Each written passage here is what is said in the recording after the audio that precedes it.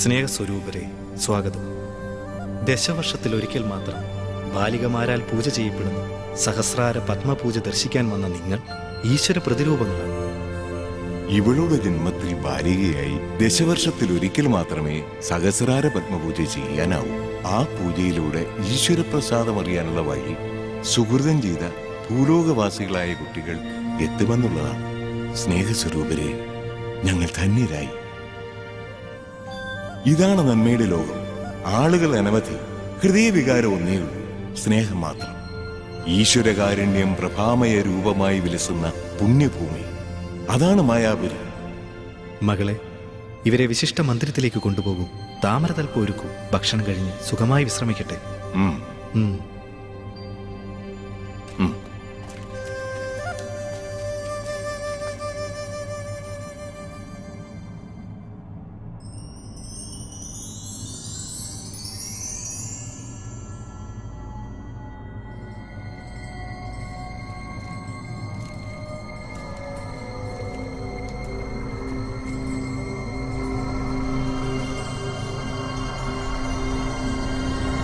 ഭാഗ്യം ചെയ്തവരാ.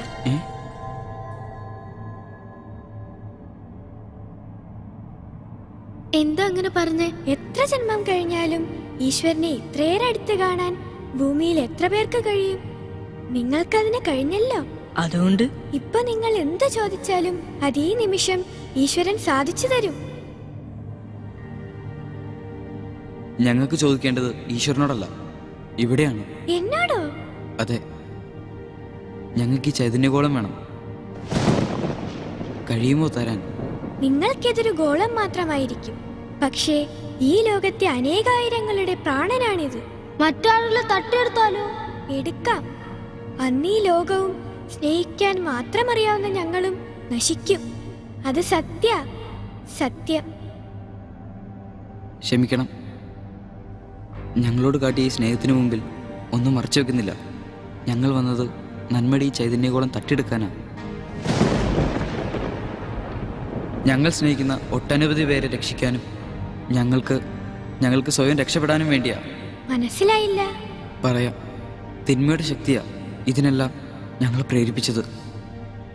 പക്ഷെ ഇവിടെ നിന്നും ജ്യോതിർമയഗോളം ഇല്ലാതെ തിരിച്ചു ചെന്നാൽ നിങ്ങൾ സ്നേഹിച്ച ഞങ്ങൾക്ക് മരണം തന്നെയാവും ശിക്ഷ. ഞങ്ങൾ പോകുന്നു. ഈ നന്മയെ ധിക്കരിക്കാനും കണ്ടില്ലെന്ന് നടിക്കാനും ഞങ്ങൾക്കാവില്ല.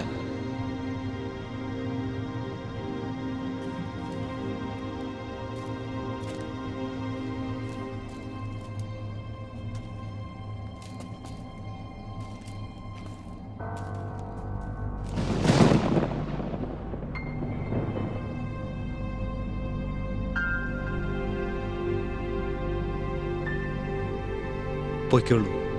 തീരുമാനങ്ങൾ നമ്മുടേതല്ല, ഈശ്വരഹിതമാണ് നടക്കേണ്ടത്. യാത്രാവഴികളിൽ മംഗളമേ ഭവിക്കൂ.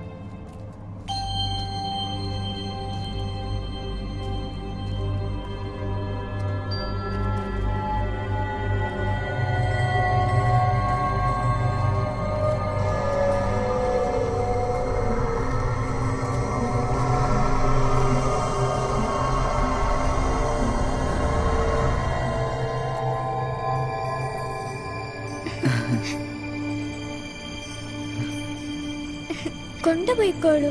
നിങ്ങളെ മരണത്തിലേക്കാണ് പറഞ്ഞുവിടുന്നതെങ്കിൽ പിന്നെ നന്മയുടെ ലോകത്ത് വസിക്കുന്ന ഞങ്ങൾക്ക് എന്ത് നന്മ? തിന്മയെ ജയിക്കാൻ ഞങ്ങൾ കാത്തുപൂജിക്കുന്ന നന്മയുടെ ഈശ്വരനല്ലാതെ ആർക്കാണ് കഴിയുക? ഇത് നിങ്ങൾക്ക് കൊണ്ടുപോകാം. പക്ഷെ മറക്കരുത്, ഇത് തിരിച്ചു കൊണ്ടുവരും വരെ നിങ്ങൾക്ക് നന്മ വരണേ എന്ന പ്രാർത്ഥനയോടെ ഞാനിവിടെ കാത്തു നിൽക്കും. ഇതാ.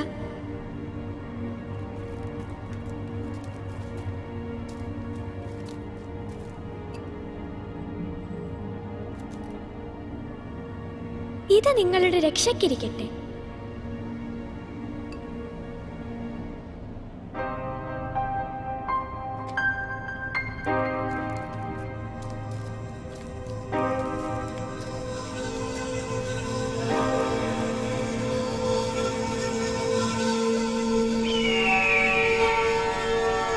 രുദ്രകർമ്മ, എവിടെയാ മനുഷ്യക്കീടങ്ങളായ കുട്ടികൾ?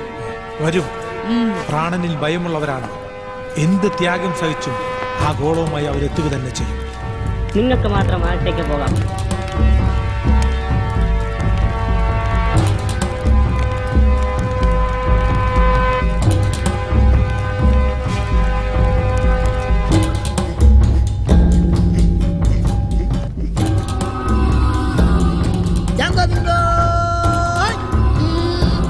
മഹാറാണി, കോട്ടവാതിക്കൽ ആ കുട്ടികളെത്തി.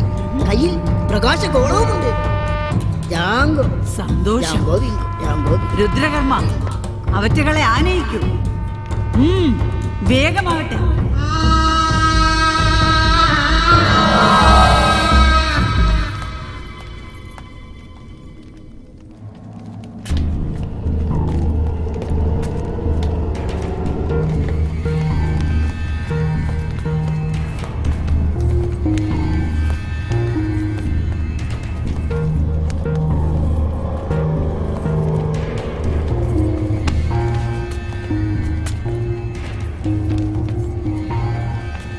രുദ്രകർമ്മ, നിന്റെ തട്ടകത്തിലേക്ക് മടങ്ങും.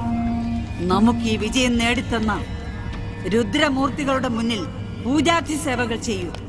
പൂജയോ മന്ത്രമോ പിഴയ്ക്കരുത്. ഓർമ്മ വേണം.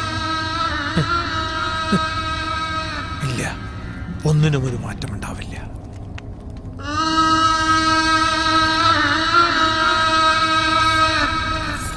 നിങ്ങളുടെ സമ്പൂജ്യമായ ഈശ്വര പ്രതിരൂപത്തെ ഇതാ ഈ കൽത്താമര തൽപ്പത്തിൽ വയ്ക്കും. അതിനു മുമ്പ് പറഞ്ഞ വാക്ക് പാലിക്കണം. വാക്ക് പാലിക്കുക തന്നെ ചെയ്യും. മുത്തശ്ശന് മാത്രമല്ല, ഇവിടെ ഞങ്ങളെ പോലെ പിടിച്ചോണ്ട് വന്നിരിക്കുന്ന എല്ലാ കുട്ടികളെയും രക്ഷപ്പെടുത്തണം. പാവങ്ങൾ അവര്. ആദ്യം നാം കാത്തിരുന്ന ജ്യോതിർമയ ഗോളം പ്രകാശിക്കട്ടെ. ചെല്ലു.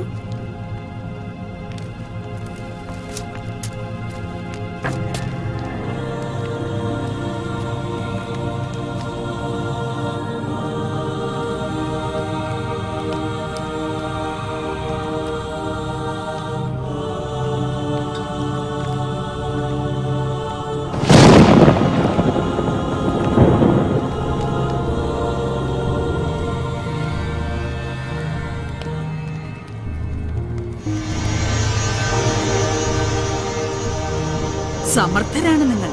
നിങ്ങൾക്ക് വേണ്ടി നാം ഒരു സമ്മാനം കരുതി വെച്ചിട്ടുണ്ട്. അതിനുശേഷമാവാം മുത്തച്ഛന്റെയും കൂട്ടുകാരുടെയും മോചനം. സമ്മാനം? അതെ, വിശിഷ്ടമായ ഒരു സമ്മാനം. എന്തെന്ന് കാണണ്ടേ? അങ്ങോട്ട് ചെല്ലൂ.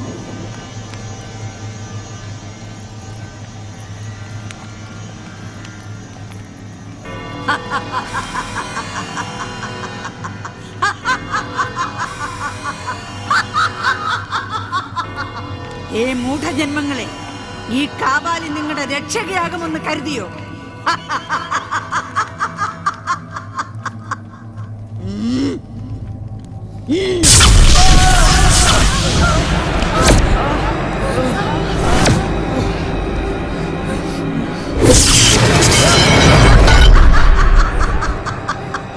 ഇനി മുതൽ നമ്മുടെ താവളത്തിലാവാം നിങ്ങളുടെ വാസം.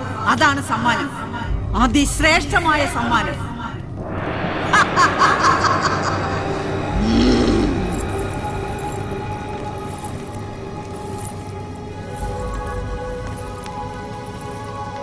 ഇക്കാലം അത്രയും നമുക്ക് നിഷിദ്ധമായിരുന്ന പ്രകാശമിത നമ്മുടെ ഇരുണ്ട താവളം തേടി എത്തിയിരിക്കുന്നു.